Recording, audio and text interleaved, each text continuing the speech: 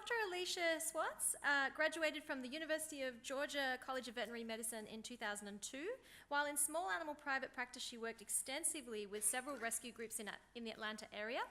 In 2010, she decided to follow her passion into shelter medicine at Fulton County Animal Services, a shelter serving the inner city area of Atlanta. Since that time, she has worked with non-profit and municipal shelters, cat rescues, sanctuaries, and spay-neuter programs. As Chief Veterinarian at the Hawaiian Humane Society, Dr. Swartz was part of a team that supervised over 50 employees and the 24-hour shelter operations. During her tenure, adoptions increased to an all-time high, euthanasia decreased to the lowest levels in the organization's history, and the quality of the care for the animals improved. Her expertise was essential in the design and construction of the recently opened state-of-the-art admissions, veterinary, and adoptions facility. She played a pivotal role in advocating for and gaining approval for the construction and operation of a high-quality, high-volume, low-fee spay and neuter clinic for owned pets and free-roaming cats. Dr. Swartz's additional responsibilities at the Society included being a spokesperson to the media and government officials and participating in policy discussions and legislative activity as it pertained to animal welfare and veterinary medicine. She's currently the outreach veterinarian with the University of Wisconsin Shelter Medicine Program.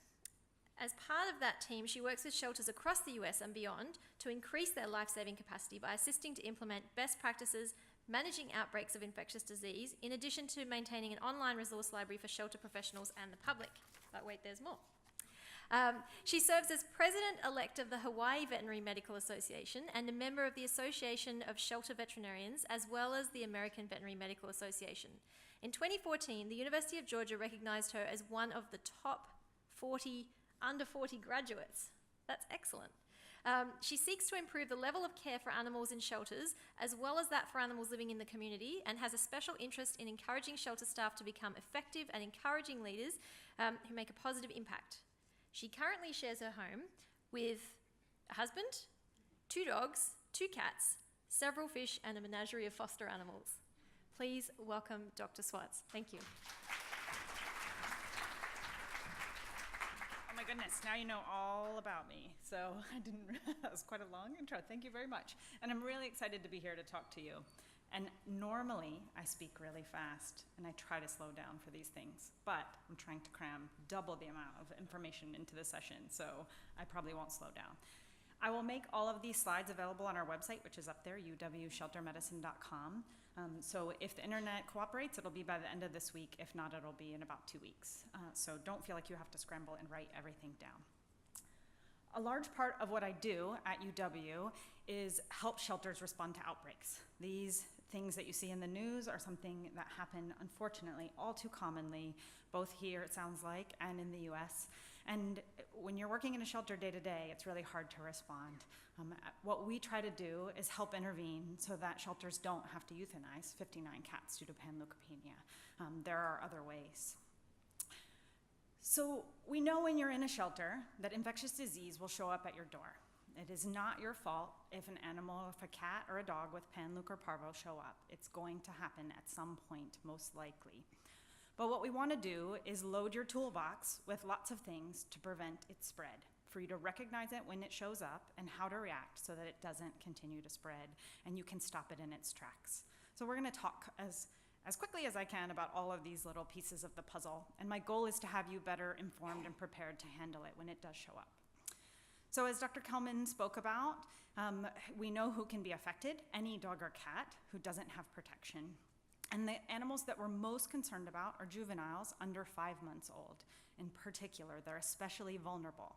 And the reason for that is, regardless of vaccination, there is a time period in puppy and kittenhood where they may not be protected, despite all of our best efforts. We're going to still give all of our best efforts, but there will be times when they're not protected. So we want to be extra careful with those guys. And any unvaccinated dog or cat is potentially at risk. This is a complicated topic that I don't have time to really go into. It's on our website, so please be sure to read about it.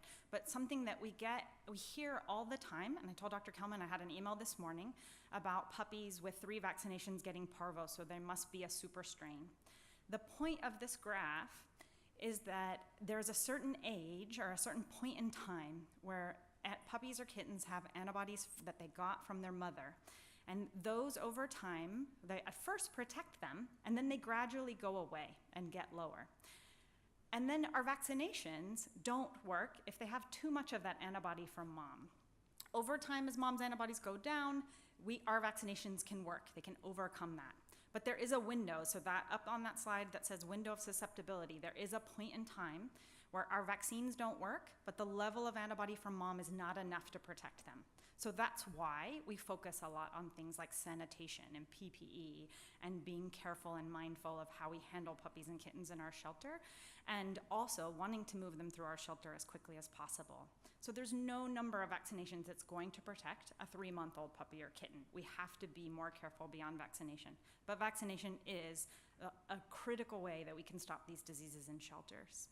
I want to take a quick second to add in that oftentimes it's confused that nursing dogs and cats shouldn't be vaccinated. They can be vaccinated. There's no risk during lactation. So please make sure you vaccinate that mom because she can give it to her puppies and her kittens. So please be sure to vaccinate her. During pregnancy, as was on the previous slides, there is a small risk during pregnancy to the fetus if we vaccinate with a modified live vaccination. But there is a large risk if that mom who is pregnant becomes exposed to the virulent virus. Much higher risk than just from that vaccination. So in most cases, we will recommend if you are taking a pregnant animal, dog or cat, into your shelter to give that vaccine because the risk of the virus is much higher than the risk from the vaccine. We recommend modified live vaccinations. Unless you can get that mom into a home right away, it's more likely to be risky not to vaccinate her than to vaccinate her. And please feel free to ask me any questions at any point over the next few days if you have questions about that. But incomplete vaccination is definitely a way outbreaks happen. As he mentioned, the clinical signs most people are familiar with. The thing I would caution you are the fading kittens, so people call them failure to thrive kittens. And sometimes Panleuk is happening and you're not realizing it, and it's those kittens that die. So it's a good idea to be vigilant and be aware that oftentimes those failure to thrive kittens may actually be Panleuk sneaking in, so don't let it sneak in on you. Lots of virus comes out in feces and vomit, so we want to be really mindful in our shelters of how we might spread virus around. So be thinking about things like hair on puppies who like to make a mess. Think about not only your hands, but your arms, your clothing. Something like in this picture, this apron is great to help protect from cleaning, which we know is a time where staff are going to get contamination of their clothing. But perhaps something would be better like that gown that we saw this morning, like the disposable gown or reusable gowns, or some longer gloves, something. A lot of times you see people hold a puppy or a kitten with gloves on their hands, but right up against their scrub shirt. Well, that's not really helping. I can change my gloves, but changing your shirt might be harder, or change your shirt after you're done cleaning. What's really important as well is the concept of the dose effect. So the dose required to make an animal sick is a factor of how much virus they're exposed to in the case of Panleuk and Parvo, and also their immune system. So we want to do everything we can to support their immune system through vaccination and also overall well-being. How many of us, a couple of us have been on some long flights to get here, you get tired, you get run down, and you get sick. So we want to be mindful of the animals in our shelter and their stress level and doing everything we can to support them. And then we want to be extra careful to reduce the number of pathogens in the environment through sanitation, through the way we move animals through our shelter, and through handling. So incubation, we have seen in our experience, incubation can be as long as 14 days for Parvo and Panleuk. So we want to be careful. We want to know that, and that takes into account when we consider exposure. Most of the time, though, what we see in the US is we see Parvo 2C for dogs most commonly, and it's usually shorter. So Parvo 2C for us is usually shorter. So in our experience, 3 to 5 days is more common, but it can be as long as 14. Those numbers are something that are important for you to know if you work in a shelter. The hard part is they can shed virus 2 to 3 days before signs appear. And so that is tricky for us if we don't recognize that they're sick and they're shedding virus before. So we're always going to be careful. They typically, once they recover from infection, will shed less than 2 weeks. We can use our testing to confirm if they're still shedding or not. And there is no carrier state. So the shedding before they become sick is important, but there's no true carrier state. One of the most important things that you can do in your shelter to stop Parvo and Panleuk from spreading is recognize it and do something if an animal is sick. So things we like to have shelters do are have your staff walk through before they start cleaning. Do a quick walkthrough, look for sick animals, flag sick animals, clean them last. Make sure you have a system in place for reporting and responding to sick and ill animals and what to do. Everybody in your shelter should know the signs to watch for and should know what to do if they see them. Doing daily rounds is a great way to practice, and then if you get cases, map where they are and keep track of where in your shelter. That way you know who's exposed. We have really good tests available, both in-shelter tests for diagnosis and also diagnostic tests you can send out to the lab. But they're not perfect. Sometimes these tests are so handy and they're so convenient, but they aren't perfect. So it's also important to note that you can get false negatives. So if you have a sick puppy who looks like they have parvo, everything's consistent with parvo, then don't assume your negative is true. They can be false negatives. False positives are pretty uncommon, even with vaccination. With cats, it's a little bit more of a concern, but the testing has shown they're pretty darn good. But just don't let a false negative give you a false sense of security. And a quick word to the veterinarians in the room that don't ever let that opportunity go. If an animal does die in your care, a necropsy is a really helpful diagnostic tool, even if it means collecting samples and saving them, because then it might help you recognize an outbreak earlier than if you didn't ever do that necropsy. And in your shelter, if you have animals who are adult dogs or cats, and when I say in this presentation, dogs and cats can be used kind of interchangeably, so I may jump back and forth or say animals, but dogs and cats. If you are having adult dogs or cats over 5 months old who are vaccinated more than 7 days ago, breaking with Parvo or Panleuk, it's the time to look and figure out, do you have a problem in your process? Put a thermometer in your refrigerator, watch your staff at intake, make sure they're not mixing up the vaccine hours ahead of time. Those things don't make sense, so we want to stop and quality control our practices at that point. So I'm hopefully going to give you a little introduction to some outbreak management and what considerations you might have. So the things that we want to do in a shelter to prevent infectious disease is we want to screen on intake. We want to identify ill animals as they come in so that we know that we can keep them separate from healthy animals. Vaccinating on intake is a cornerstone of preventing parvo and panleuk and distemper in shelters. And it's really important. And on intake means as they're walking in the door, or ideally several days ahead of time if you can. If you have owner surrenders that are coming into you and you can vaccinate them and send them home for a few days and come back, that gives them more protection. These vaccines work really quickly, but they don't work instantaneously, so we really want to get that vaccine in right away. We want to have good sanitation practices that will reduce the amount of virus in the environment, and we want to be within our capacity for care. A lot of shelters who have outbreaks are at capacity, and that is for a reason. It's harder for us to provide good care for overall well-being. It's hard for us to manage sanitation. It's hard for us to do a lot of things when we're beyond what we're able to care for adequately. We want to watch the population really closely, so at the time of intake and all the way through. Puppies and kittens need extra special protection. If I could wave my magic wand today, I would have double-sided housing for all dogs and cats in all shelters, because that reduces how much exposure they get from us. But especially for puppies and kittens, it's really critical. It's also really important to get them out of the shelter as quickly as we can. We know that keeping them in the shelter increases their risk. You're going to use testing when you need to. You're going to respond when something happens. And if we're going to pursue treatment, we need to be able to isolate them. We need to be able to separate them to keep everybody else protected. So the question is, you have one case, is when do we need to have a response? One case does not make an outbreak. And a lot of times, it will stop at one case if we have a lot of good things going on in the population side of things. So we have good disinfection practices. We have an environment that is easy to disinfect. Our movement is minimal. We have double-sided housing. We're not crowded. We have good monitoring. All of those things make an outbreak less likely. We also have some individual risk that we may or may not be able to do anything about. So we can vaccinate on intake, but it's not instantaneous. As I already said, puppies and kittens under 5 months old always will have a gap. That can never feel totally comfortable, so we're going to be very careful with them. In general, what we want to do is we want to stop the spread. So we want to identify and isolate sick animals, and we want to identify and risk assess who is susceptible and what level of risk are they for becoming sick. We want to send the low-risk animals on their way. The fewer animals you have to care for, and the ones who are low risk, and we send them home, we're able to provide better care for the animals that we have. And then we want to provide appropriate treatment for sick animals. Not every shelter is set up to treat cases of Parvo or Panleukopaenia, but we want to make sure if we do, we're doing it responsibly.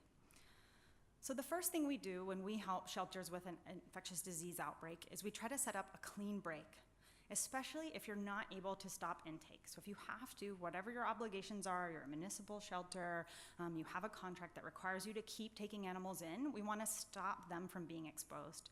So what we want to do is have a separation into a clean area. We want to plan for that. These are times where if you normally don't ask people to hang on for that animal a couple days after you vaccinate them and have them wait and come back. We're going to have, and it's a physical separation is what we want. So we're going to have our exposed population, and then we're going to have our new incoming cats and dogs, and then we're going to have a separation. So we want to have that clean break where animals coming in from the moment where you know you have a problem are no longer exposed, so we're not adding more fuel to that fire. Then we're going to stop and we're going to look at clinical signs in the animals that are in our care. We're going to look carefully at them. Sometimes when you're at capacity, you're not recognizing mild disease. So you want to take a look at everybody. You want to decide who is sick and who is not sick, because that's going to help us sort things out. So we're going to take our exposed population and we're going to sort sick and not sick. And then we have our clean break, and then we're going to decide from there. If animals become sick in the clean break, we're going to move them to the exposed area.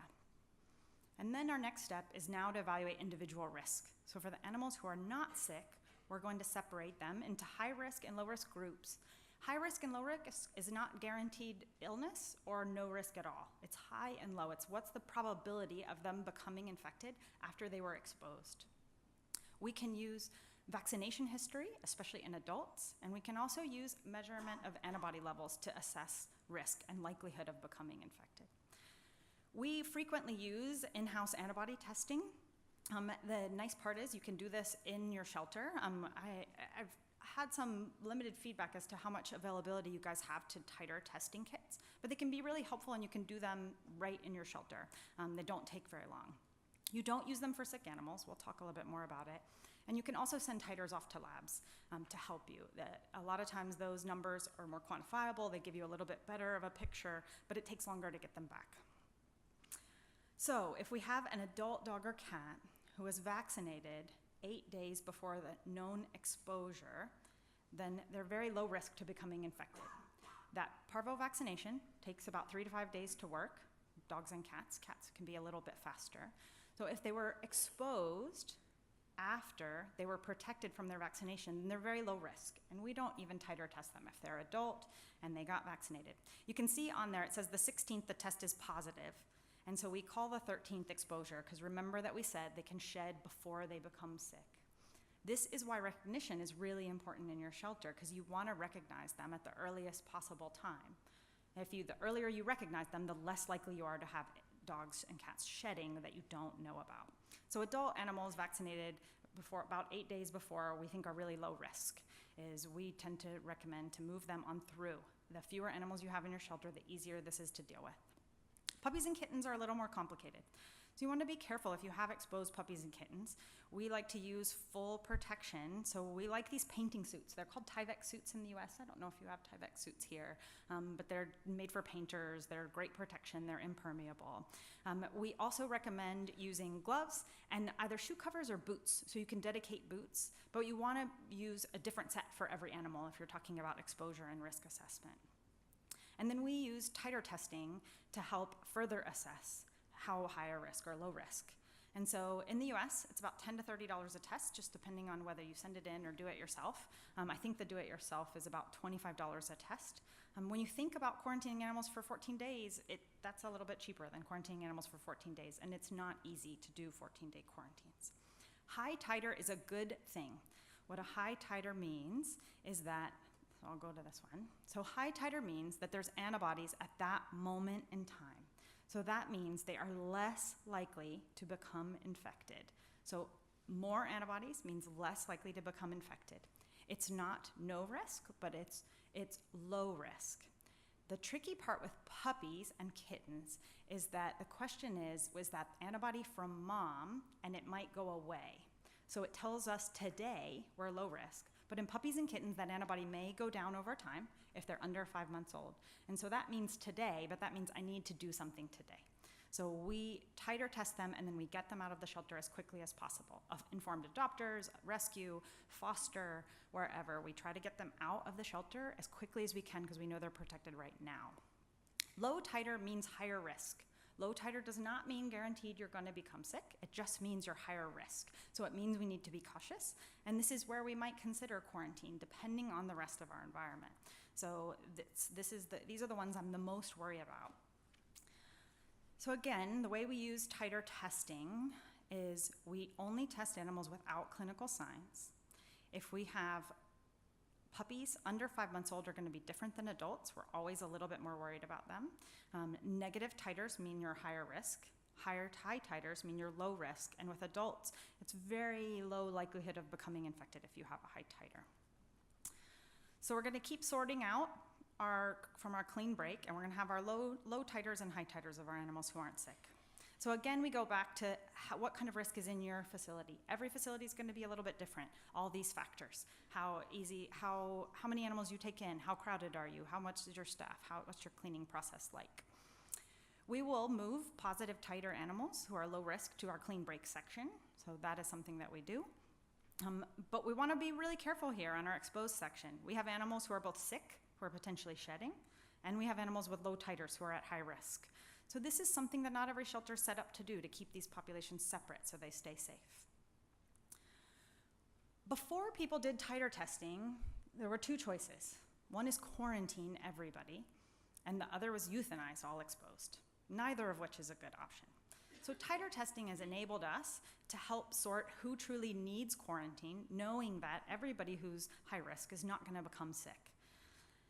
How long do we quarantine for Parvo and Panleukopaenia? 14 days is the safest. We know that most break sooner than that, so some shelters who do quarantines for a shorter period of time, but 14 days is the safest time.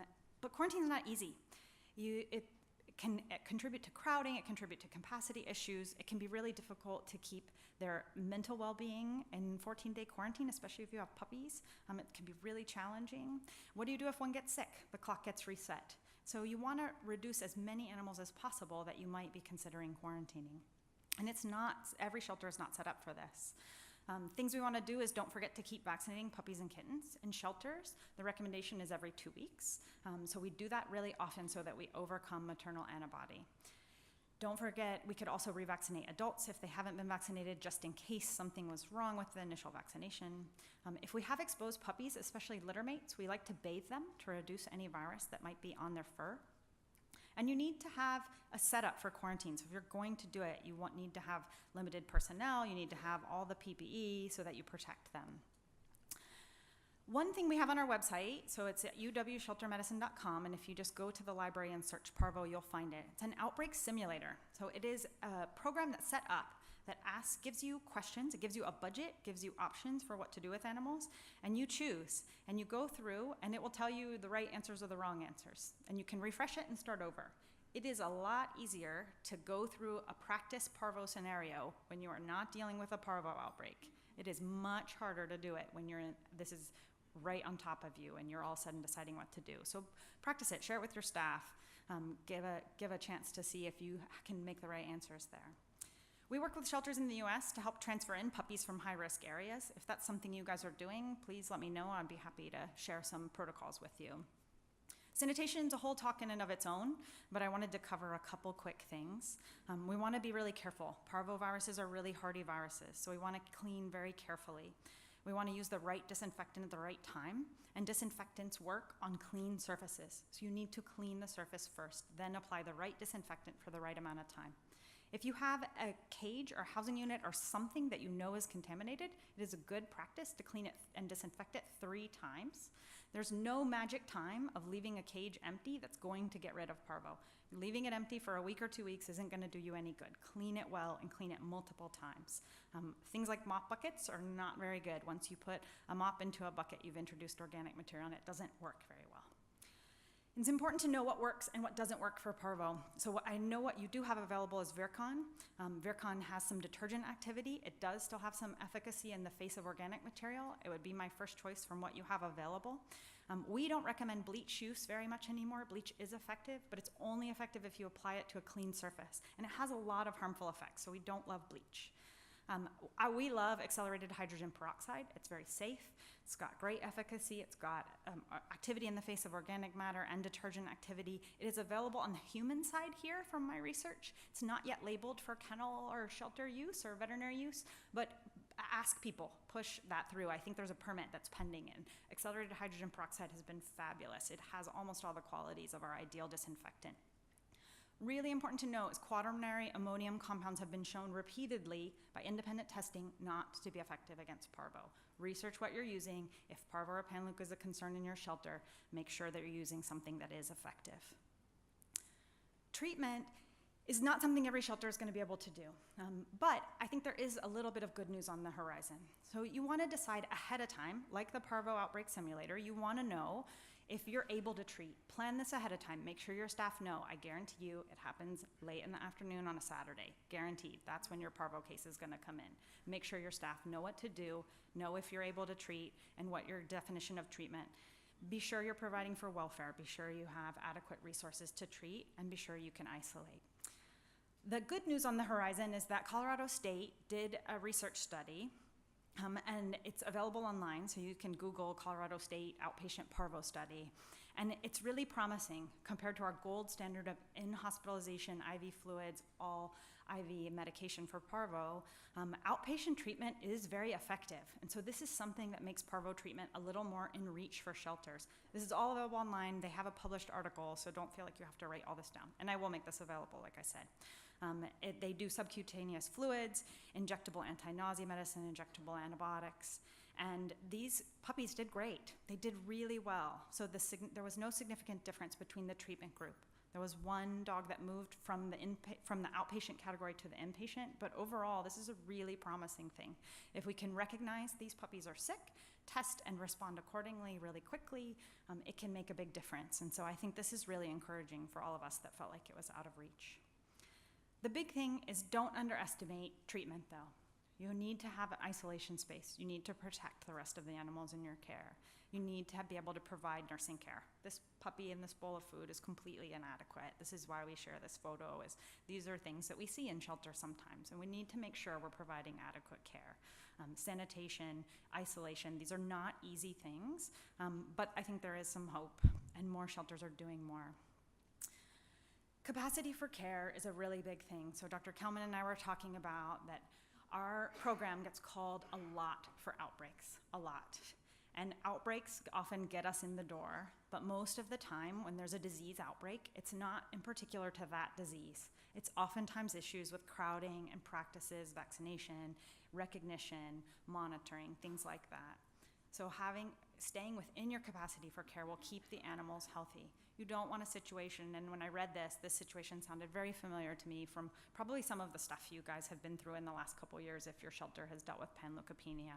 It's hard to say no, but also bringing in too many cats and ending up with a Panleukopaenia outbreak is not really helping those cats either. So staying within your capacity for care is really important so that we can truly help. We all want to be here to really help those animals. Canine and feline parvovirus, this says CPV, but it should be both. So canine and feline parvovirus are one of the most preventable infectious diseases that we face. That's the good news. The really good news is that we can vaccinate animals. We can vaccinate animals in the community to improve the level of herd health in the community. And we don't want you to wait until an outbreak happens. When an outbreak happens, it's really hard. That's why we help so many shelters with it. It's really challenging. Those of you who've been through it, it's hard to figure out what to do, and it becomes overwhelming very quickly. So don't wait to get a plan in place. Have a protocol. Check your protocols regularly. Set aside time. That's probably the biggest advice I can get you, is if you don't set aside time, it will never happen. So set aside time and help your community work towards a solution so that you don't face these. I really appreciate all of your time, and I appreciate Dr. Kelman's talks, and hopefully these have been helpful for you.